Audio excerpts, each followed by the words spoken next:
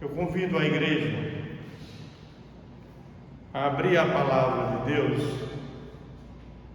no livro de Salmos, Salmo 46. Vamos ler o Salmo inteiro.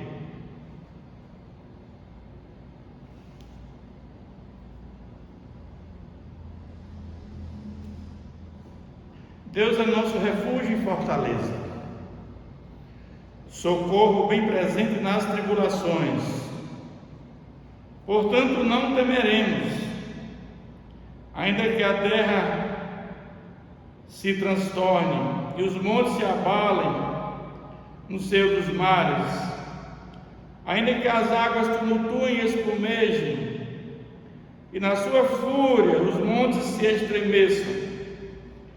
Há um rio cujas correntes alegram a cidade de Deus, o santuário das moradas do Altíssimo. Deus está no meio dela, jamais será abalada. Deus a ajudará desde antemanhã. Bramam nações, reinos se abalam. Ele faz ouvir a sua voz e a terra se dissolve. O Senhor dos Exércitos está conosco. O Deus de Jacó é o nosso refúgio. Vinde, contemplai as obras do Senhor, que assolações efetuou na terra. Ele põe termo à guerra, até aos confins do mundo. Quebra o arco e despedaça a lança, queima os carros de fogo. Aquietai-vos e sabei que eu sou Deus, sou exaltado entre as nações, sou exaltado na terra. O Senhor dos Exércitos está conosco, o Deus de Jacó é nosso refúgio. Amém? Senhor nosso Deus e Pai, pedimos, Senhor, que Teu Santo Espírito nos dê a compreensão desse texto, Pai.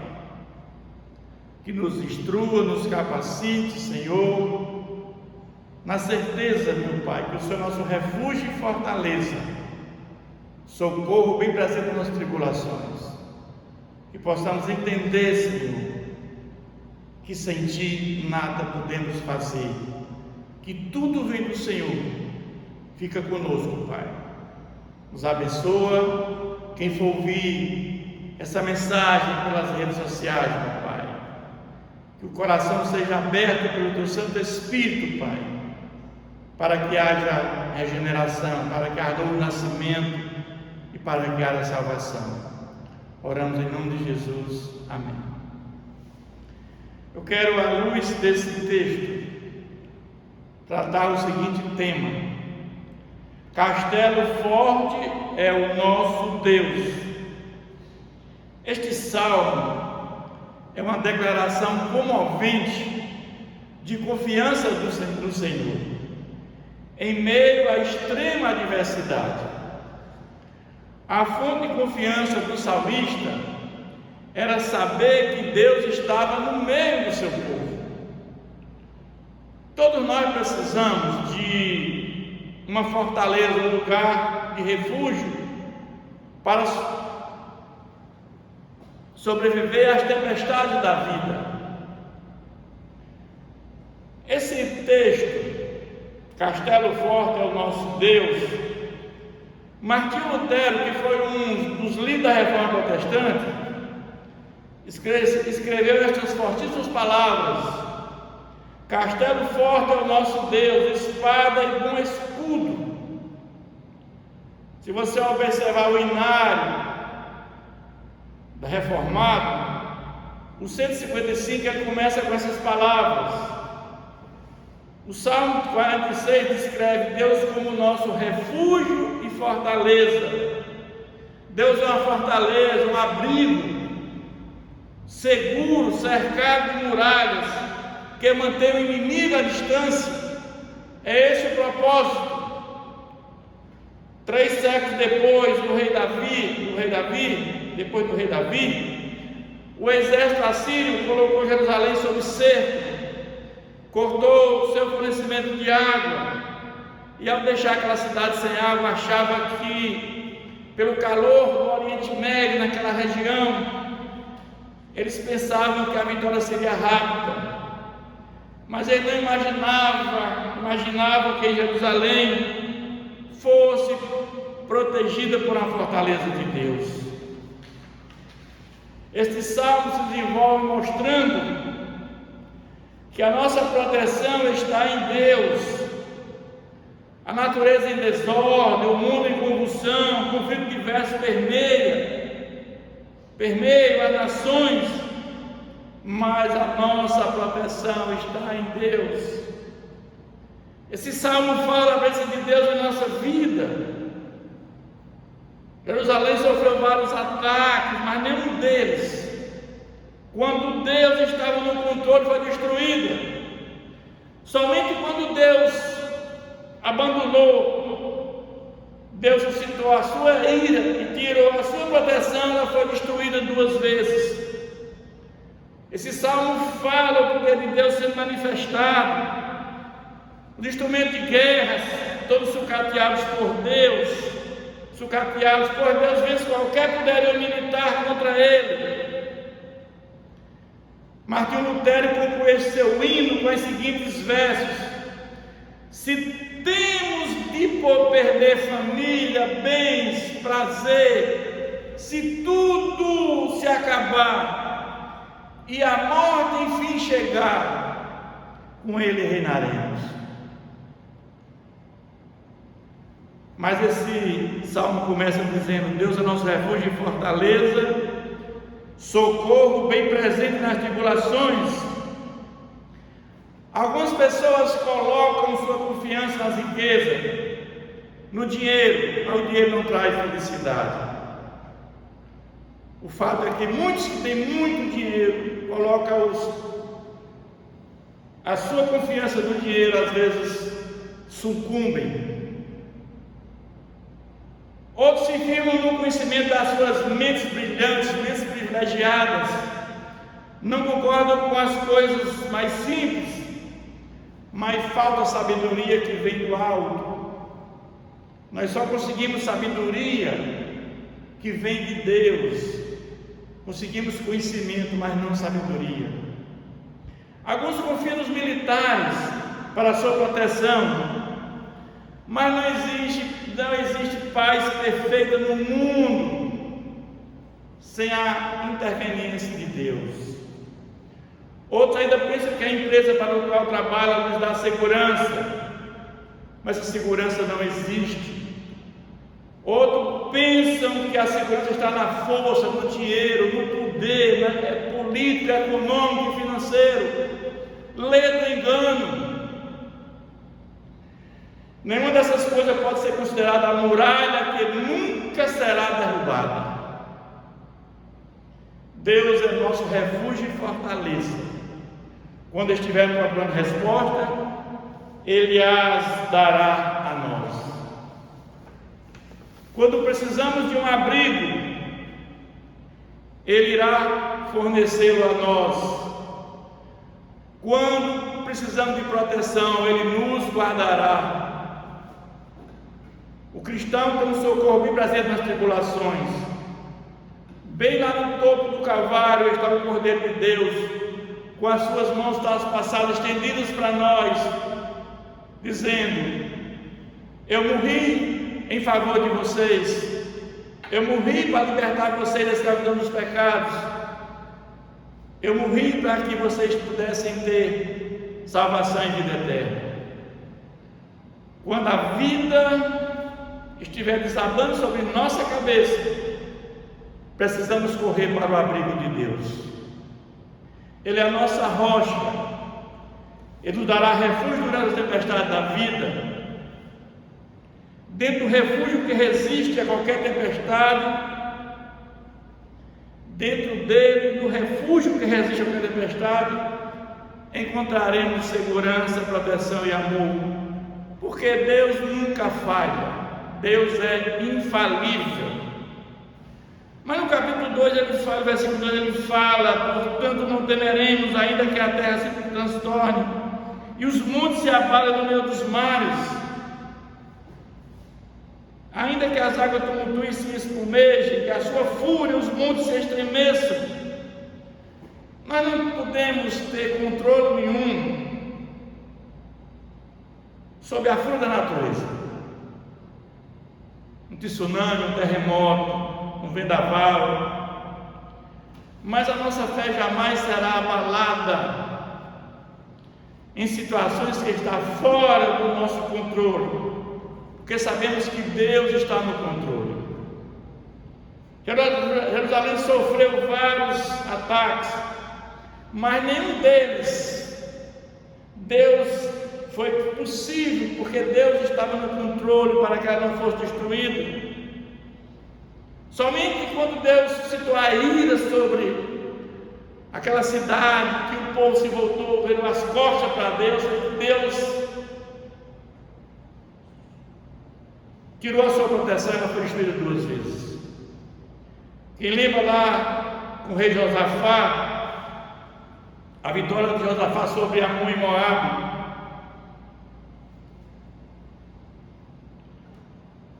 Esta é a força do poder e não há quem possa lhe resistir. Lembra do rei Ezequias, quando o império assírio já tinha tomado o reino de Israel e agora ameaça o rei de Judá. E nós sabemos que o rei de Israel, quando o Reino Unido ele cai, tivemos Saul, Davi e Salomão, e há agora a divisão do rei de Israel e o rei de Judá. No rei de Israel foram 20 reis, nenhum rei fez altar para Deus, todos foram reis ímpios que viraram as costas para Deus. No reino de Judá tivemos uma alternância, reis que serviram a Deus, como Asa, como Josafá, Joás, Amazias, Jotão, Ezequias e Josias. Foram reis que tivemos alternância, reis que serviram a Deus, reis que profanaram o nome de Deus. Mas quando esse império ele cerca Jerusalém e ele ameaça Ezequias e o próprio Deus, dizendo: olha, esse Deus jamais vai te livrar das minhas mãos, como eu fiz lá com o império, com o reino de Israel. E Ezequias, eles cortam o fornecimento de água, e Ezequias liderou a construção de um torno de 580 metros, chegando à fonte de Gion, no vale de Sedom, e chegou água fresca dentro dos muros de Jerusalém. Ezequias mandou cobrir a fonte para que ninguém visse e não descobrisse. Os assírios ficaram expostos ao sol escaldante durante o tempo, esperando que os filhos de Deus se rendessem. Mas Ezequias, em vez de confiar nos homens, buscar proteção nos outros reinos vizinhos, ele confiou em Deus. O povo dentro dos muros de Jerusalém não destemperou e não tremeu. O refúgio de Deus permanecia, mesmo que a terra se transformasse, os montes se abalassem. Eles mandam um recado: se rendam, o seu Deus não livrará o seu povo dessa invasão. Ezequias ora ao Senhor, e Deus mandou um anjo do Senhor, que matou 185 mil soldados assírios. Então nós vamos ver que Deus suscitou a destruição de Jerusalém 2 vezes. Em 586, quando aquele povo se volta mais uma vez as costas para Deus, e o profeta Abacuque clama por Deus, dizendo: Senhor, faz alguma coisa, esse povo está contra ti. E Deus disse: vou fazer sim. Vou mandar uma nação perversa, uma nação sangrenta, que era os caldeus, os assírios, os babilônicos. E Abacuque entra em crise existencial e diz: Senhor, esse povo é pior do que nós. Mas Deus é assim, e virar as costas para Deus. E depois esse mesmo rei babilônico ele ficou como um animal comendo capim e depois se arrependeu. Mas também, passados vários anos, o templo foi reconstruído. Na época de Esdras, o Império Babilônico cai, o Império Medo-Persa assume o poder. Eles permitem o retorno dos judeus para Jerusalém, reconstrói o templo. E na época ainda do rei Herodes, ele é ampliado. Mas Jesus vem, Jesus visita o templo. E Jesus diz para aquele povo: aqui não ficará pedra sobre pedra que não seja derribada. Por que Jesus fala isso? Jesus diz que aqui não ficará pedra sobre pedra que seja derribada. Porque Jesus sabia que ele veio. Jesus veio para resolver o problema do pecado da humanidade. Jesus morreu, Jesus foi crucificado, Jesus ressuscitou, subiu aos céus, mandou o Espírito Santo. Mas o povo naquele tempo continuou ainda fazendo sacrifícios de animais para a salvação. Não tinha sentido, porque a morte de Jesus foi única, uma única vez por todos nós. Jesus veio por todos. E Jesus disse em Mateus 24, 36, que essa geração não passará sem que seja afetada. E naquela época, esse templo foi destruído no ano 70 pelo general romano Tito Vespasiano. E morreram milhares e milhares de judeus. E o templo foi destruído. E não houve mais sacrifício de animais, porque o sacrifício foi feito por Jesus, por nós, uma única vez. Essa é a ideia. Mas no versículo 4 ele fala que há um rio cujas correntes alegam a cidade de Deus, santuário das moradas do Altíssimo. Jerusalém não tem rio por dentro da fortaleza. Deus atendendo as cidades, dando um rio, construindo aquele rego até chegar dentro da cidade. Mas a água sempre foi o símbolo do Espírito Santo. Quando aquela mulher Samaria, Jesus está indo da Galileia da Judéia para a Galileia, passa por Samaria. Jesus encontra aquela mulher naquela fonte de água. E ele pede água. Ela diz: como tu, sendo judeu, pede água a uma mulher samaritana?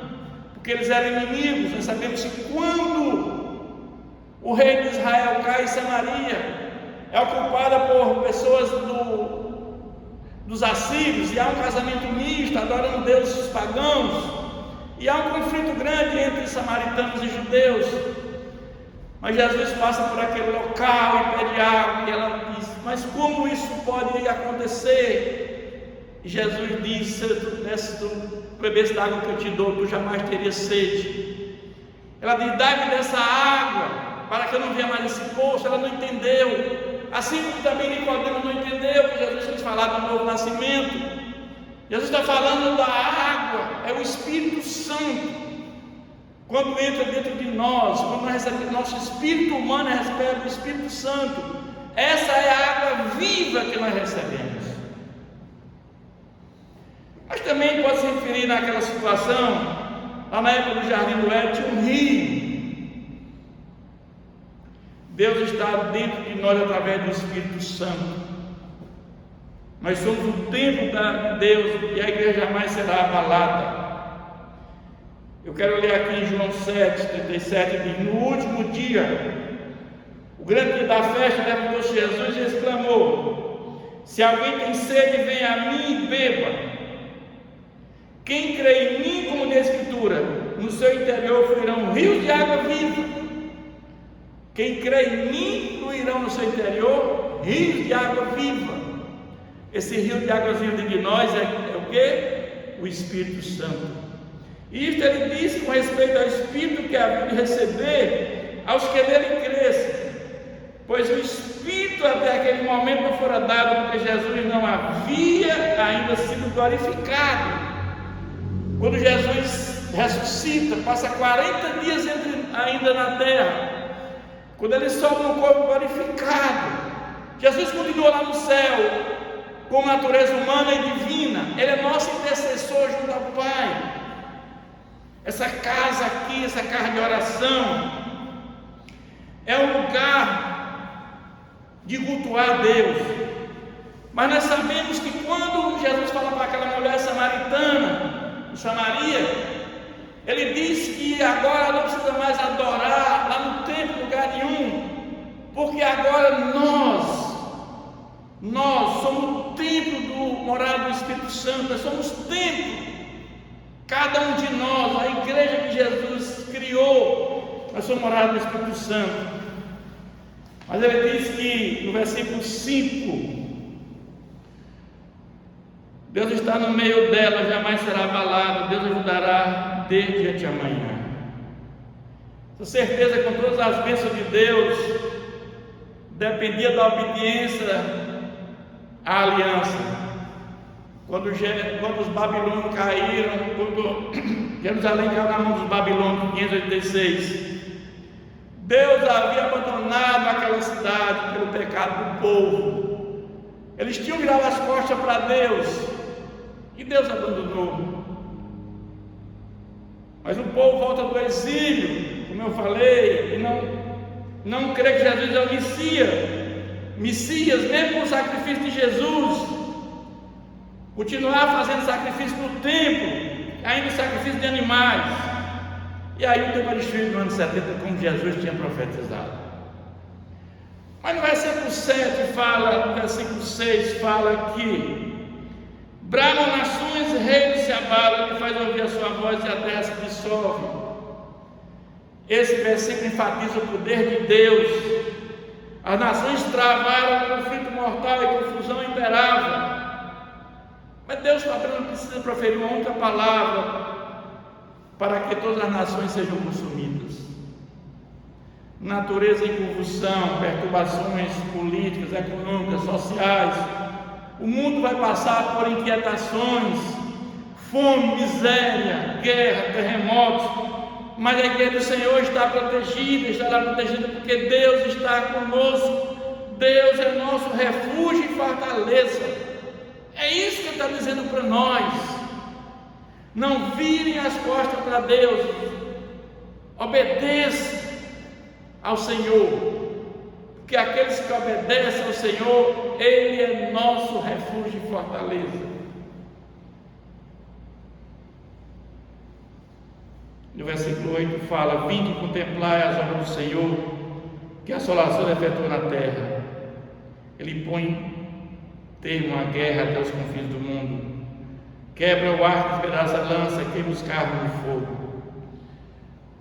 O salmista convida o leitor a rever e examinar os grandiosos atos que o poder de Deus havia realizado na terra, tanto naturais como militares.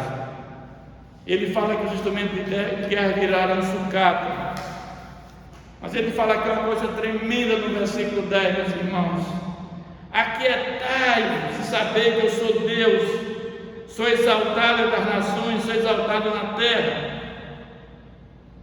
Existe hoje um arsenal atômico no mundo, ogivas nucleares que podem acabar o planeta Terra em pouco tempo. Quando Deus diz aquietai-vos, Ele está falando uma submissão, uma resposta adequada para um Deus poderoso como este. Existem algumas doutrinas que falam a batalha do Armagedon, lá no Monte Carmelo, onde todos os inimigos se reunirão contra Deus. Muitos acham que Jesus vem para a terra, passar 1000 anos reinando na terra, que depois Jesus vai guerrear contra essa batalha do Armagedon. Isso não tem fundamentação bíblica, meus irmãos, porque Jesus disse para Pilatos: o meu reino não é deste mundo. O reino de Jesus é espiritual. Jesus não veio aqui ter um reino terreno, um reino humano, carnal. O reino de Jesus é espiritual. Jesus veio trazer para nós a graça salvadora como fundamento da salvação. Jesus veio resolver o problema do pecado da humanidade. Que se Jesus tivesse vindo, todos nós estaríamos condenados à morte eterna.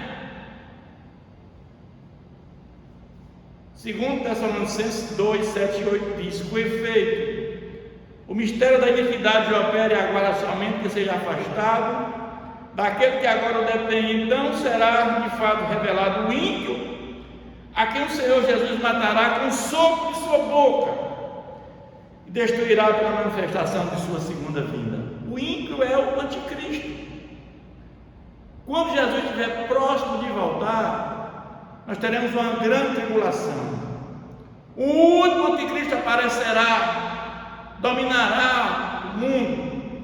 Os locais sagrados, locais das igrejas, os templos serão agora ocupados por pessoas que vão adorar esse falso profeta, esse anticristo.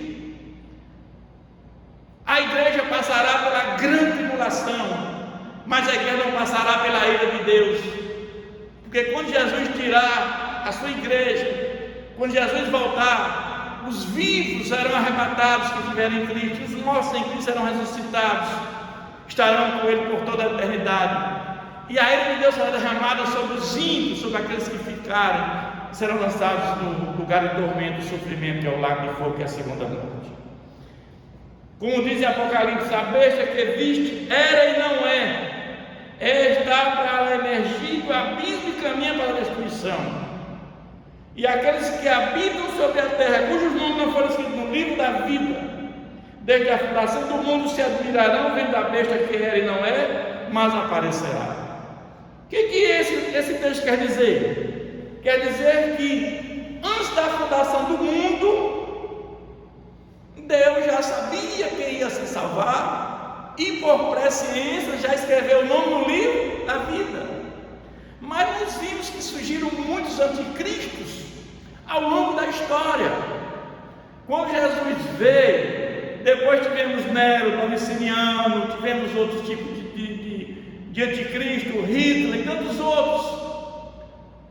Mas virá, eles eram e não porque o último ainda há de vir. É isso que Deus está dizendo.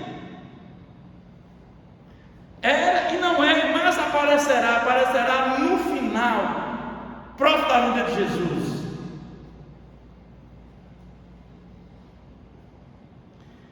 Nós sabemos que é uma declaração de confiança em Deus: andarei entre vós e serei o vosso Deus, e vós serei o meu povo. Quando, porém, aos covardes, aos incrédulos, aos abomináveis, aos assassinos, aos impuros, aos feiticeiros, aos idólatras, a todos os mentirosos, a parte que lhes cabe será o lago de fogo ardente com enxofre, a saber, a segunda morte. Nós sabemos que nós temos uma morte física, se Jesus não voltar antes, mas tem uma morte espiritual, que é a morte eterna, que é a segunda morte. Temos a primeira ressurreição. A primeira ressurreição, ela é espiritual, é o novo nascimento. Foi o dia da nossa conversão, foi o dia que nós recebemos o Espírito de Deus dentro de nós. Esse é o novo nascimento, é a primeira ressurreição, que é espiritual. Mas a segunda ressurreição, ela é física.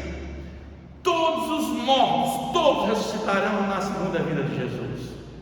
Uns para a gozo eterno e outros para o sofrimento eterno. É isso que o texto nos diz, meus irmãos.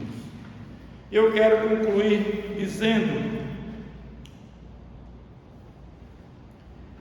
que Deus garante que seu povo está seguro, mesmo em tempos de tumulto e revolta, porque Deus é nosso refúgio e fortaleza, socorro bem presente nas nossas tribulações. Quando nós temos uma comunhão com Deus, quando nós buscamos uma vida de obediência ao nosso Deus, nós temos a certeza e a convicção que Deus está ao nosso lado, através do Espírito Santo, nos guiando, nos orientando todos os nossos passos da nossa vida, levando a viver em paz uns com os outros. E eu quero concluir dizendo: esse será o meio pela qual Ele fará cessar as guerras. É através da palavra de Deus sendo pregada entre as nações. Essa palavra de Deus tem que ser pregada para as pessoas, porque através da palavra de Deus ela é precursora para que o Espírito Santo venha fazer a obra regeneradora. Tudo começa com a palavra de Deus. A palavra de Deus tem que ser pregada para que o Espírito Santo convença do pecado. E diz: aquietem-se e saibam que eu sou Deus, sou exaltado entre as nações, sou exaltado na terra. Então eu creio, meus irmãos, que aqueles que têm a convicção e a consciência que levam a vida em comunhão com o nosso Deus, que jamais virá nas costas para Deus, esse Deus, Ele é nosso refúgio e fortaleza, socorro bem presente nas nossas tribulações. Que Deus continue nos abençoando. Vamos mais uma vez falar com Deus. Baixem suas cabeças, fechem seus olhos. Senhor nosso Deus e Pai, cremos, Pai, no Teu poder soberano, cremos e temos confiança, Senhor, que nós, aqueles que foram regenerados pelo Teu Santo Espírito, Senhor, aqueles que vivem uma vida de obediência à Tua palavra, Pai, eles jamais serão afetados, porque o Senhor está ao nosso lado, nos guiando, nos orientando através do Teu Santo Espírito, Pai. Eu te peço pelas nações deste mundo, Pai, que haja paz, que haja harmonia, que as pessoas venham a Te conhecer verdadeiramente, meu Pai. Porque quando as pessoas Te conhecem o Deus poderoso, o Deus criador de todas as coisas, tudo muda. Nós só podemos mudar o mundo quando mudamos o homem, e só mudamos o homem quando esse homem conhece a Ti, o verdadeiro Deus, o verdadeiro criador de todas as coisas, Pai. Fica conosco, nos abençoa. E aqueles que vão ouvir essa mensagem pelas redes sociais, que ela seja internalizada, Senhor, que haja mudança de vida, novidade de vida, que haja salvação e vida eterna, Senhor. Oramos agradecidos no nome de Jesus. Amém.